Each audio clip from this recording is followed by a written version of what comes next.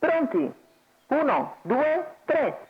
È buono il segnale, si avvantaggia Boston Trio. All'esterno subito Vaimo Blessed, mentre Serra sotto Viking 3B. Vaimo Blessed per corsie esterne, cerca di portarsi su Boston Trio. Completamento dei primi 200 metri di gara, Boston Trio leader 15,5 con Vaimo Blessed che insiste al largo, non essendoci spazio alla corda. Poi c'è l'errore più indietro, più concorrente. Numero 6, Azteca Dimar, permette squalificato. così a Vaimo Blessed di sistemarsi in terza posizione davanti a Bora La Torre. Primi 600 metri di gara che se ne vanno nell'ordine del 47,1, sempre leader Boston Trio, seconda posizione per Viking 3B, poi Vaimo Blessed che precede Bora La Torre, mentre il gruppo è chiuso da Amore Stecca con Zagor MTT che segue in quinta posizione. Non cambia nulla con Boston Trio che cerca di moderare il ritmo e a questo punto muove Vaimo Blessed che progredisce all'esterno, si porta gradualmente su Boston Trio e va ad impegnarlo all'altezza del chilometro in 1:21,2. Boston Trio in vantaggio, Vaimo Blessed che torna all'esterno di Viking 3B, cerca di avvicinare Boston Trio. Siamo sulla retta delle tribune per iniziare l'ultimo giro con Boston Trio in vantaggio.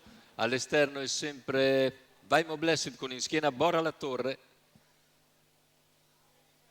mentre lungo la corda rimane Viking 3B davanti a Zagor MTT. 600 alla conclusione, il parziale ora in 15 secco da parte di Boston Trio.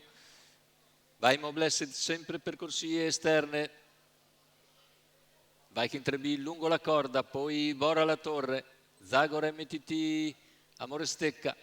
Ultima curva affrontata con Boston Trio in vantaggio, Vaimo Blessed che si impegna ancora all'esterno di Viking 3B. Poi il tentativo in terza ruota di Bora La Torre, completamento della curva finale, ingresso in retta d'arrivo con Boston Trio in vantaggio, Viking 3B che prova a spostare al suo esterno. Boston Trio si difende, Viking 3B insiste, Boston Trio e Viking 3B alle prese sul palo, è Viking 3B che passa su Boston Trio, mentre al terzo finisce Zagor MTT. 1:17,4, 58,3 a chiudere, non è bastato a Boston Trio per replicare a Viking 3B, che Manuel Pistone si carica bene in retta d'arrivo per scattare su Boston Trio e pizzicarlo nelle fasi conclusive. Andiamo a rivedere l'arrivo. Viking 3B che piega Boston Trio.